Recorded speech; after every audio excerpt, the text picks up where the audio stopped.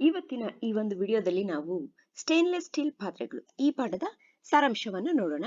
ಈ ಪಾಠ ಸಾಹಿತ್ಯ ಸಂಗಮ ಪುಸ್ತಕ ICSE 9th ಮತ್ತೆ 10th ಕನ್ನಡ ಈ ಸೆಕೆಂಡ್ ಲ್ಯಾಂಗ್ವೇಜ್ ಕನ್ನಡ ಪುಸ್ತಕದಿಂದ ಆರಿಸಲಾದ ಪಾಠ. ಈಗ ನಾವು ಇದರ ಸಾರಾಂಶವನ್ನು ನೋಡೋಣ. ಸ್ಟೇನ್ಲೆಸ್ ಸ್ಟೀಲ್ ಪಾತ್ರೆಗಳು ಈ ಪಾಠವನ್ನು ಬರೆದವರು ವಸುಧೇಂದ್ರ ಅವರು ಬಳ್ಳಾರಿ ಸಂಡೂರಿನಲ್ಲಿ ಜನಿಸ್ತಾರೆ. ಮತ್ತೆ ಇವರು NITK ಸುರತ್ಕಲ್ ಇಂಜಿನಿಯರಿಂಗ್ ಕಾಲೇಜಿಂದ BE ಪದವಿಯನ್ನ ಪಡಿತಾರೆ. ಮತ್ತೆ ಇಂಡಿಯನ್ ಇನ್ಸ್ಟಿಟ್ಯೂಟ್ ಆಫ್ ಸೈನ್ಸ್ ಇಂದ ME ಪದವಿಯನ್ನು ಕೂಡ ಪಡೆದಿರ್ತಾರೆ.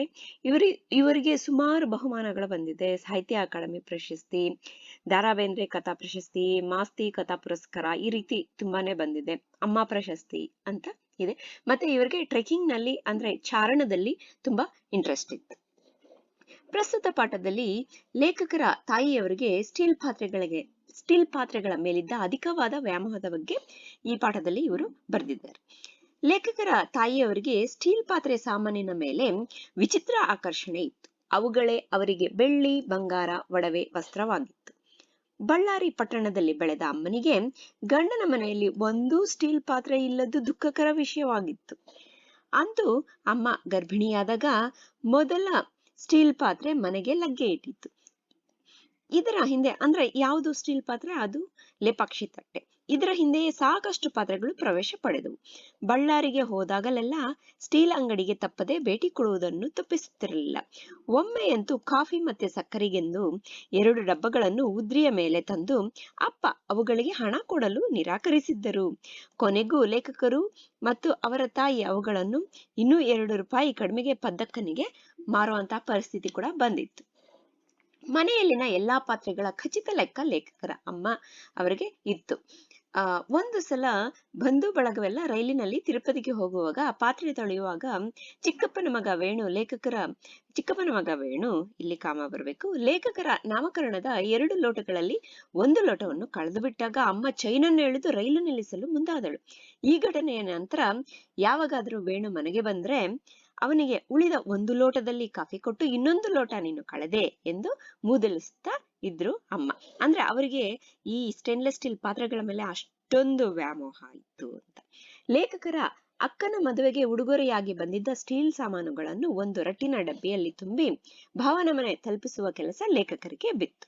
ಅವರಮ್ಮ ಹೇಳ್ತಾರೆ, ನೀನ್ ಇದನ್ನ ತಗೊಂಡೋಗಿ ಅಕ್ಕನ ಮನೆಗೆ ಕೊಡ್ಬೇಕಪ್ಪ ಅಂತ. ಅವರು ಬಸ್ಸಲ್ಲಿ ಕುಳಿತು TK ರಾಮರಾಯರ ಪತ್ತೇದಾರಿ ಕಾದಂಬರಿಯನ್ನು ಓದುವುದರಲ್ಲಿ ತಲ್ಲೀನರಾದರು. ಇಳಿದಾಗ ಆ ಡಬ್ಬವೇ ನಾಪತ್ತೆಯಾಗಿತ್ತು. ಯಾರೋ ಅದನ್ನ ಕಳ್ತನ ಮಾಡ್ಕೊಂಡು ಹೋಗ್ಬಿಟ್ಟಿದ್ರು. ಅಮ್ಮನ ಗೋಳು ಮತ್ತು ಬೈಗುಳ ಕೇಳತೀರದಾಯಿತು. ಅಮ್ಮನ ಕೈಯಲ್ಲಿ ಚೆನ್ನಾಗಿ ಬೈಸ್ಕೊಂಡ್ರು. ಅದ್ರ ಜೊತೆಗೆ ಅವ್ರ ಅಕ್ಕನ ಮನೆಯಲ್ಲೂ ನೋಡು ಇವನು ಅಂದ್ರೆ ಮದುಮಗಳ ತಮ್ಮ ಬಸ್ನಲ್ಲಿ ಬರೋವಾಗ ಈ ಪಾತ್ರನೆಲ್ಲ ಕಳ್ಕೊಂಡಿದ್ದಾನೆ ಅಂತ ಕೂಡ ಅವರು ಹಂಗಿಸ್ತಾ ಇರ್ತಾ ಇದ್ರು. ಸರಿ, ಮನೆ ಕೆಲಸದ ನರಸಕ್ಕನ ಮೇಲೆ ಕೂಡ ಅಮ್ಮ ನಿಗಾ ವಹಿಸಿದ್ದಳು. ಅಂದ್ರೆ ಅವಳಿಗೆ ಏನಾದ್ರೂ ಎತ್ಕೊಂಡು ಹೋಗ್ಬಿಡ್ತಾಳೆ ಅಂತ. ಯಾವುದಾದ್ರೂ ಪಾತ್ರೆ ಕಾಣಿಸಲಿಲ್ಲದಿದ್ದರೆ ನೇರವಾಗಿ ಮನೆಗೆ ಒಯ್ದ ಅಂತ ಕೇಳುತ್ತಿದ್ದಳು ಅಮ್ಮ. ಅಮ್ಮನ ಈ ಸ್ವಭಾವದಿಂದ ರೋಸಿದ್ದ ನರಸಕ್ಕ ಅಕ್ಕನ ಮದುವೆಗೆ ಒಂದು ದೊಡ್ಡ ಸ್ಟೀಲಿನ ಕ್ಯಾರಿಯರ್ ಅನ್ನು ಉಡುಗೊರೆಯಾಗಿ ಕೊಟ್ಟಳು. ಈ ರೀತಿ. ಆದ್ರೆ ಇದು ನಾನು ಹಿಂದೆ ಓದಿದ ಆ ಪ್ಯಾರಾಗ್ರಾಫ್ ಗಿಂತ ಮುಂಚೆ ಬರ್ಬೇಕಾಗಿತ್ತು. ಇದು ಇಲ್ಲಿ ಸ್ವಲ್ಪ ಚೆನ್ನಾಗಿ. ಇದಾದ್ಮೇಲೆ ಇವರು ಲೇಖಕರು ಅಕ್ಕನ ಮದುವೆಗೆ ಬಂದಿದ್ದ ಸ್ಟೀಲ್ ಪಾತ್ರೆಗಳನ್ನೆಲ್ಲ ಒಂದು ರಟ್ಟಿನ ಡಬ್ಬದಲ್ಲಿ ಹಾಕೊಂಡು ಬಸ್ಸಿಗೆ ಹೊರಡ್ತಾರೆ. ಸೊ ಈ ನರಸಕ್ಕ ಈ ಸ್ಟೀಲ್ ಕ್ಯಾರಿಯರ್ ಉಡುಗೊರೆಯಾಗಿ ಕೊಟ್ಟಿದ್ದಾದ್ಮೇಲೆ ಆ ಪ್ಯಾರಾಗ್ರಾಫ್ ಬರುತ್ತೆ. ಓಕೆ, ಈಗ ಲೇಖಕರಿಗೆ ಕ್ಯಾಂಪಸ್ ಅಲ್ಲಿ ಒಳ್ಳೆ ಉದ್ಯೋಗ ಮದ್ರಾಸ್ನಲ್ಲಿ ದೊರಕಿತು. ಅಂದ್ರೆ ಕ್ಯಾಂಪಸ್ ಸೆಲೆಕ್ಷನ್ ಅಲ್ಲಿ ಒಳ್ಳೆ ಕೆಲಸ ದೊರೆಯಿತು ಇವ್ರಿಗೆ. ಅಪ್ಪ ಅಮ್ಮ ಮದ್ರಾಸಿಗೆ ಬಂದಾಗ ಅಮ್ಮನನ್ನು ಲೇಖಕರು ಒಂದು ದೊಡ್ಡ ಸ್ಟೀಲ್ ಅಂಗಡಿಗೆ ಕರೆದೊಯ್ದು ಬೇಕಾದ ಸ್ಟೀಲ್ ಪಾತ್ರೆಗಳನ್ನು ಕೊಡಿಸಿದ್ದರು. ಈ ಸ್ಟೀಲ್ ಪಾತ್ರೆಯ ರಾಶಿಯನ್ನು ಅಪ್ಪನ ಮುಂದೆ ಸುರಿದು ತನ್ನ ಮಗ ಕೊಡಿಸಿದ್ದು ಎಂದರು. ಅಂದ್ರೆ ಇವರು ಒಂದು ಸಲ ಸಕ್ಕರೆ ಮತ್ತೆ ಕಾಫಿಗೆ ಅಂತ 2 ಡಬ್ಬಿಗಳನ್ನ ತಗೊಂಬಂದಿರ್ತಾರಲ್ಲ ಉದ್ರಿ ಮೇಲೆ. ಆವಾಗ ಪದ್ದಕ್ಕನಿಗೆ 2 ರೂಪಾಯಿ ಕಡಿಮೆಗೆ ಮಾರಿ ಅವ್ರಪ್ಪ ಕಾಸು ಕೊಡಲ್ಲ ಅಂದಾಗ ಅವ್ರಮ್ಮ ಹೇಳಿರ್ತಾರೆ, ನೀನ್ ದೊಡ್ಡವನಾದ್ಮೇಲೆ ವಸುಧೇಂದ್ರಾಗೆ ಹೇಳ್ತಾರೆ, ಅಮ್ಮ ನೀನ್ ದೊಡ್ಡವನಾದ್ಮೇಲೆ ನನ್ಗೆ ಏನ್ ಬೇಕೋ ಎಲ್ಲ ಕೊಡಿಸ್ತೀಯಲ್ಲಪ್ಪ ಅಂತ ಹೇಳಿರ್ತಾರೆ. ಸೊ ಇವ್ರಿಗೆ ಕೆಲಸ ಬಂದಾಗ ಕೈ ತುಂಬಾ ಸಂಬಳ ಇರುತ್ತೆ, ಕೈ ತುಂಬಾ ಹಣ ಇರುತ್ತೆ. ಈ ಮದ್ರಾಸಿಗೆ ಅಪ್ಪ ಅಮ್ಮ ಬಂದಾಗ ಇವ್ರ ಜೊತೆ ಇರೋದಕ್ ಬಂದಾಗ ಅವ್ರನ್ನ ಒಳ್ಳೆ ಸ್ಟೀಲ್ ಪಾತ್ರೆ ಅಂಗಡಿಗೆ ಕರೆದೊಯ್ದು ಏನ್ ಬೇಕೋ ಎಲ್ಲ ಕೊಡಿಸ್ಬಿಡ್ತಾರೆ. ಅಮ್ಮ ಅಂತೂ ಮುಂಚೆನೆ ಸ್ಟೀಲ್ ಪಾತ್ರೆಗಳಂದ್ರೆ ತುಂಬಾ ಇಷ್ಟ. ಏನೇನ್ ಬೇಕೋ ಎಲ್ಲ ಎತ್ತೆ ಹಾಕೊಂತಾರೆ. ಆದ್ರೆ ಅಪ್ಪ ತೀರಿ ಹೋದ್ಮೇಲೆ ಅಮ್ಮನ ಸ್ಟೀಲ್ ಪಾತ್ರೆ ವ್ಯಾಮೋಹ ಪೂರ್ತಿ ಕಡಿಮೆ ಆಯ್ತು. ಅಪ್ಪ ಹೋಗ್ಬಿಟ್ಟದಾದ್ಮೇಲೆ ಅಮ್ಮನಿಗೆ ಪಾಪ ಸ್ಟೀಲ್ ಪಾತ್ರೆಯ ಮೇಲೆ ವ್ಯಾಮೋಹ ಪ್ರೀತಿ ಕಡಿಮೆ ಆಯ್ತು. ಅಮ್ಮನ ಕರ್ಮ ಕಾರ್ಯಗಳನ್ನು ಹಂಪಿಯಲ್ಲಿ ಮಾಡಿದಾಗ ಕಾಗೆ ಪಿಂಡವನ್ನು ಮುಟ್ಟಲಿಲ್ಲ. ನರಸಕ್ಕನ ಸಲಹೆಯಂತೆ ಅಮ್ಮನ ಜೀವದ ಹಾಗಿರೋ ಸ್ಟೀಲ್ ಪಾತ್ರೆಗಳನ್ನು ಜೋಪಾನ ಮಾಡುತ್ತೇನೆಂದು ಬೇಡಿಕೊಂಡಾಗ ವಸುಧೇಂದ್ರವರು ಬೇಡ್ಕೊತಾರೆ. ಆಗ ಕಾಗೆ ಪಿಂಡವನ್ನ ತಿನ್ನುತ್ತೆ. ಸೊ ಈ ಕಾಗೆ ಪಿಂಡ ಇದ್ರ ಬಗ್ಗೆ ನಾನು ಲೆಸನ್ ಎಕ್ಸ್ಪ್ಲನೇಷನ್ ಅಲ್ಲಿ ಕ್ಲಿಯರ್ ಆಗಿ ಹೇಳಿದ್ದೀನಿ. ನಿಮ್ಗೆ ಏನಾದ್ರೂ ಡೌಟ್ ಇದ್ರೆ ಲೆಸನ್ ಎಕ್ಸ್ಪ್ಲನೇಷನ್ ನೋಡಿ. ಇದು ಜಸ್ಟ್ ಸಮ್ಮರಿ ವಿಡಿಯೋ ಅಷ್ಟೇ. ಸೊ ಆ ಲೆಸನ್ ಎಕ್ಸ್ಪ್ಲನೇಷನ್ ಅಲ್ಲಿ ಒಂದೊಂದು ಸೆಂಟೆನ್ಸ್ ಅನ್ನು ಓದಿ ಅದರ ಅರ್ಥವನ್ನ ಕನ್ನಡದಲ್ಲಿ ಹೇಳಿ ಮತ್ತೆ ಇಂಗ್ಲಿಷ್ ಅಲ್ಲೂ ಕೂಡ ಹೇಳಿದ್ದೀನಿ. ನಿಮ್ಗೆ ಏನಾದ್ರು ಕನ್ನಡದಲ್ಲಿ ಅರ್ಥ ಮಾಡ್ಕೊಳ್ಳೋದಕ್ಕೆ ಕಷ್ಟ ಆಗ್ತಾ ಇದೆ ಅಂದ್ರೆ ಇಂಗ್ಲಿಷ್ ಅಲ್ಲಿ ಕೂಡ ಹೇಳಿದ್ದೀನಿ, ನಿಮ್ಗೆ ಅರ್ಥ ಆಗ್ಲಿ ಅಂತ. ಓಕೆ, ಆದರೆ ಸೊ ಕಾಗೆ ಪಿಂಡವನ್ನ ಆಮೇಲೆ ತಿಂತು. ಆದ್ರೆ ಈ ಪಾತ್ರೆ ನೋಡ್ಕೊಳ್ಳೋ ಕೆಲಸ ಅಂದ್ರೆ ಪಾತ್ರೆಗಳನ್ನ ನೋಡ್ಕೊಳ್ತೀನಿ ಅಂತ ಇವರು ಹೇಳಿದ್ರಲ್ವಾ, ಕಾಗೆ ಪಿಂಡ ಮುಟ್ಲಿಲ್ಲ ಅಂತ. ಆದ್ರೆ ಆ ಕೆಲಸ ಲೇಖಕರಿಂದ ಅಸಾಧ್ಯವಾಯ್ತು. ಅಷ್ಟೊಂದು ಪಾತ್ರೆ ಯಾರಪ್ಪ ನೋಡ್ಕೊತಾರೆ? ಅಮ್ಮನ ನೆನಪಿಗೆಂದು ಲೇಖಕರು ಲೇಪಾಕ್ಷಿ ತಟ್ಟೆಯನ್ನಿಟ್ಟುಕೊಂಡು ಮತ್ತೆ ಅವರ ಅಕ್ಕ ಕೂಡ ಉಳಿದವನ್ನ ಅಕ್ಕ ನರಸಕ್ಕ ಅಂದ್ರೆ ಅಕ್ಕ ಕೂಡ ಸುಮ್ನೆ ಒಂದು ಜೋಡಿನ ಲೋಟ ಇರುತ್ತಲ್ಲ, ಆ ಲೋಟವನ್ನು ಮಾತ್ರ ಇಟ್ಕೋತಾರೆ ಅಕ್ಕ. ಮಿಕ್ಕಿದ್ದನ್ನ ನರಸಕ್ಕ ಮಠಕ್ಕೆ ಬಂಧು ಬಳಗಕ್ಕೆ ಹಂಚಿಬಿಡ್ತಾರೆ. ಲೇಖಕರಿಗೆ ಯಾವುದೇ ಸ್ಟೀಲ್ ಪಾತ್ರ ಅಲ್ಲ ಇದು ಪಾತ್ರೆ, ಯಾವುದೇ ಸ್ಟೀಲ್ ಪಾತ್ರೆ ಕಂಡಾಗ ಅಮ್ಮನ ನೆನಪಾಗುವುದುಂಟು. ಸೊ ಸ್ಟೀಲ್ ಪಾತ್ರೆ ನೋಡಿದಾಗ ಅವ್ರ ಅಮ್ಮನಿಗೆ ಇದ್ದ ಈ ವ್ಯಾಮೋಹ ಜ್ಞಾಪಕ ಬಂದ್ಬಿಡ್ತಾ ಇತ್ತು. ಸೊ ಅಮ್ಮನಿಗೆ ಈ ರೀತಿ ಇರ್ತಾ ಇತ್ತು, ಸ್ಟೀಲ್ ಪಾತ್ರೆ ಅಂದ್ರೆ ತುಂಬಾ ಇಷ್ಟ, ಅದು ಇದು ಅಂತೆಲ್ಲ ಇವರಿಗೆ ಈ ನೆನಪುಗಳೆಲ್ಲ ಕಾಡ್ತೊಡಗ್ತಾ ಇತ್ತು. ಅಮ್ಮ ಹೋದ್ಮೇಲೆ ಸ್ಟೀಲ್ ಪಾತ್ರೆ ಯಾವಾಗಾದ್ರೂ ಮುಟ್ಟಿದಾಗ ಇಲ್ಲ. ಸೊ ಈ ಪಾಠದಲ್ಲಿ ನಿಮಗೆ ಒಂದಷ್ಟು ಅರ್ಥಗಳು ಬರ್ಬೋದು, ಮತ್ತೆ ಪ್ರಶ್ನೋತ್ತರಗಳು ಯಾವ ರೀತಿ ಇರ್ಬೋದು ಅಂದ್ರೆ ಲೇಖಕರ ಬಗ್ಗೆ ಇರ್ಬೋದು. ವಸುಧೇಂದ್ರ ಅವರ ಬಗ್ಗೆ ಸಂಕ್ಷಿಪ್ತವಾಗಿ ವಿವರಿಸಿ ಅಂತ. ಅವರ ಬಗ್ಗೆ ಏನು ಅಷ್ಟೊಂದು ತುಂಬಾ ಇಲ್ಲ. ಅವರ ಪದವಿ ಪುರಸ್ಕಾರಗಳು ಅವಿದೆ, ಮತ್ತೆ ಅವರಿಗೆ ಚಾರಣದಲ್ಲಿ ತುಂಬಾ ಇಂಟ್ರೆಸ್ಟ್ ಇದೆ ಅಂತ, ಅಂದ್ರೆ ಟ್ರೆಕ್ಕಿಂಗ್ ಅಲ್ಲಿ ತುಂಬಾ ಇಂಟ್ರೆಸ್ಟ್ ಇದೆ ಅಂತಿದೆ. ಮತ್ತೆ ಎಲ್ಲಿ ಹುಟ್ಟಿದ್ದು, ಅವರ ಓದಿನ ಬಗ್ಗೆ ಹೇಳಿದ್ದಾರೆ.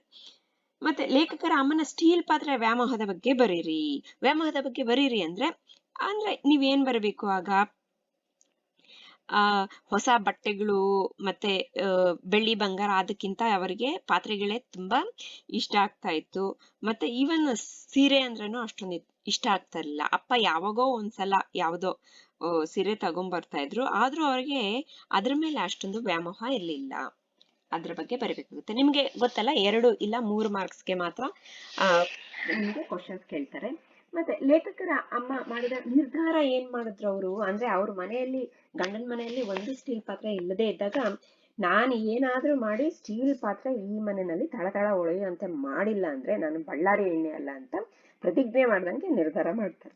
ಲೇಖಕರ ಮನೆಗೆ ಮೊದಲು ಸ್ಟೀಲ್ ಪಾತ್ರೆ ಬಂದ ಸಂದರ್ಭನ ವರ್ಣಿಸಿ. ಅದನ್ನ ಸಾರಾಂಶದಲ್ಲೂ ಹೇಳಿದ್ದೀನಿ. ಲೇಪಾಕ್ಷಿ ತಟ್ಟೆ ಬಗ್ಗೆ ಹೇಳ್ಬೇಕಾಗುತ್ತೆ. ಲೇಪಾಕ್ಷಿ ತಟ್ಟೆ ಬಗ್ಗೆನೂ ಕೇಳ್ಬೋದು. ಅವ್ರಿಗಿದ್ದ ಹೆಮ್ಮೆ ಯಾವ ತರ ಅಂದ್ರೆ ಅವರು ಅದ್ರಲ್ಲಿ ತಿನ್ನೋವಾಗ ಅಂದ್ರೆ ಅವರು ತುಂಬಾ ಇಷ್ಟಪಟ್ಟು ಅದ್ರಲ್ಲಿ ಏನೇನ್ ಹಾಕೊಂಡು ತಿಂತಾ ಇದ್ರು ಅದನ್ನೆಲ್ಲ ಹೇಳ್ಬೋದು.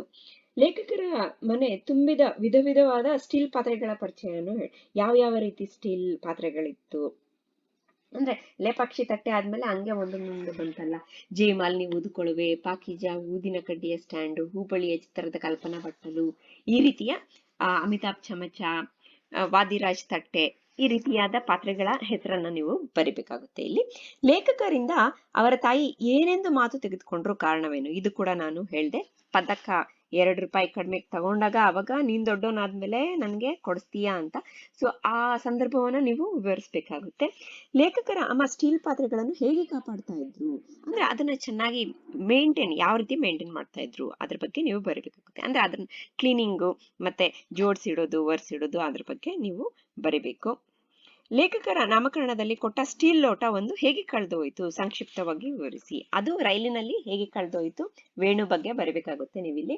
ನರಸಕ್ಕ ಯಾರು, ಲೇಖಕರ ತಾಯಿ ಪ್ರಮಾಣ ಮಾಡಿದ್ದು ಏಕೆ, ಸನ್ನಿವೇಶ ಏನು, ಆ ಸನ್ನಿವೇಶವನ್ನ ವಿವರಿಸ್ಬೇಕು. ಅಂದ್ರೆ ನರಸಕ್ಕನ ಮೇಲೆ ಇವರು ಯಾವಾಗ್ಲೂ ಅನುಮಾನ ಪಡ್ತಾ ಇರ್ತಾರೆ. ಆಮೇಲೆ ಅವರು ಉಡುಗೊರೆಯಾಗಿ ಕೊಟ್ಟಾಗ ಅಕ್ಕನ ಮದ್ವೆಗೆ ದೊಡ್ಡ ಸ್ಟೀಲ್ ಕ್ಯಾರಿಯರ್ನ ಉಡುಗೊರೆಯಾಗಿ ಕೊಟ್ಟಿದ್ದಾದ್ಮೇಲೆ ನಾನು ಈ ರೀತಿ ಅನುಮಾನ ಪಡಲ್ಲ ಅಂತ ಪ್ರಮಾಣ ಮಾಡಿದ್ರು. ಅಮ್ಮ. ಅಕ್ಕನ ಮದುವೆಯಲ್ಲಿ ಉಡುಗೊರೆಯಾಗಿ ಬಂದ ಸ್ಟೀಲ್ ಪಾತ್ರೆಗಳನ್ನು ಲೇಖಕರು ಹೇಗೆ ಕಳ್ಕೊಂಡ್ರು ಅದ್ರ ಬಗ್ಗೆ ಬರೀಬೇಕಾಗುತ್ತೆ. ಅದು ಗೊತ್ತಲ್ಲ, ಬಸ್ಸಲ್ಲಿ ಟಿ ಕೆ ರಾಮರಾಯರ ಪತ್ತೆದಾರಿ ಕಾದಂಬರಿ ಓದುವಾಗ ಅವರು ಕಳ್ಕೊತಾರೆ. ನನಗೂ ಅವನಷ್ಟು ಸಂಬಳ ಬಂದಿದ್ರೆ ಸ್ಟೀಲ್ ಅಂಗಡಿನೇ ಕೊಂಡು ನಿನ್ನ ಮುಂದೆ ಸುರಿತಿದ್ದೆ. ಈ ಮಾತನ್ನ ಯಾರು ಹೇಳ್ತಾರೆ? ಈ ಮಾತನ್ನ ಲೇಖಕರ ತಂದೆ ಅಮ್ಮನಿಗೆ ಹೇಳ್ತಾರೆ. ಯಾವಾಗ ಮದ್ರಾಸ್ನಲ್ಲಿ ಲೇಖಕರ ಅಮ್ಮ ದೊಡ್ಡ ಅಂಗಡಿಗೆ ಹೋಗಿ ತುಂಬಾ ತಗೊಂಬಂದು ಇದನ್ನ ನನ್ ಮಗ ಕೊಡ್ಸಿದ್ದು ಅಂತ ಹೇಳಿದಾಗ, ಲೇಖಕರ ಮನೆಯಲ್ಲಿ ಸ್ಟೇನ್ಲೆಸ್ ಸ್ಟೀಲ್ ಪಾತ್ರೆಗಳ ಮಹತ್ವ ಹೇಗೆ ಕಡಿಮೆ ಆಯ್ತು ಅಂದ್ರೆ, ಅಪ್ಪ ತೀರಿ ಹೋದ್ಮೇಲೆ ಅವರ ಅಮ್ಮನ ವ್ಯಾಮೋಹ ಹೇಗೆ ಕಡಿಮೆ ಆಯ್ತು, ಮತ್ತೆ ಈ ಪಾತ್ರೆಗಳೆಲ್ಲ ಅಟ್ಟಕ್ಕೆ ಸೇರಿ ಅದಾದ್ಮೇಲೆ ಪಿಂಗಾಣಿ, ನಾನ್ ಸ್ಟಿಕ್ ಇವೆಲ್ಲ ಅದರ ಬದಲು ಹೇಗೆ ಬಂದ್ವು, ಅದರ ಬಗ್ಗೆ ನೀವು ಚೂರು ಬರಬೇಕಾಗುತ್ತೆ. ಇದು ಮೋಸ್ಟ್ಲಿ 2 ಮಾರ್ಕ್ಸ್ಗೆ ಕೇಳಬಹುದು. ನೀವು ಒಂದು 4-5 ಪಾಯಿಂಟ್ ಬರಬೇಕಾಗುತ್ತೆ. ದುಃಖದ ಸಂದರ್ಭದಲ್ಲಿ ತಮಾಷೆಯಾಗಿ ಕಂಡ ಸಂಗತಿ ಯಾವುದು? ತಮಾಷೆಯಾಗಿ ಕಂಡ ಸಂಗತಿ ಇದೆ, ಕಾಗೆಪಿಂಡ. ಕಾಗೆಪಿಂಡದ ಬಗ್ಗೆ ಎಕ್ಸ್ಪ್ಲೇನ್ ಮಾಡಿದ್ದೀನಿಲ್ಲ ಅದು. ಅಂದ್ರೆ ನರಸಕ್ಕ ಸ್ಟೀಲ್ ಪಾತ್ರೆಗಳನ್ನ ನೋಡ್ಕೋತೀನಿ ಅಂತ ಬೇಡ್ಕೊಂಡಿದ ತಕ್ಷಣ ಕಾಗೆ ಬಂದು ಪಿಂಡ ಬಿಡ್ತಲ್ಲ ಅದು. ಅಮ್ಮನ ಸ್ಟೇನ್ಲೆಸ್ ಸ್ಟೀಲ್ ಪಾತ್ರೆಗಳ ಗತಿ ಏನಾಯ್ತು, ಕೊನೆಗೆ ಏನಾಯ್ತು ಅನ್ನೋದು ಈ ಲಾಸ್ಟ್ ಪ್ಯಾರಾಗ್ರಾಫ್ ಅಲ್ಲಿ ನಾವು ನೋಡಿದ್ವಿ. ಸೊ ಇದು ಈ ಪಾಠದ ಸಾರಾಂಶ. ನಿಮಗೆ ಯಾವುದೇ ರೀತಿಯ ಡೌಟ್ಸ್ ಏನಾದರೂ ಇದ್ರೆ ಕಮೆಂಟ್ ಸೆಕ್ಷನ್ ಅಲ್ಲಿ ಬರೀರಿ. Thank you.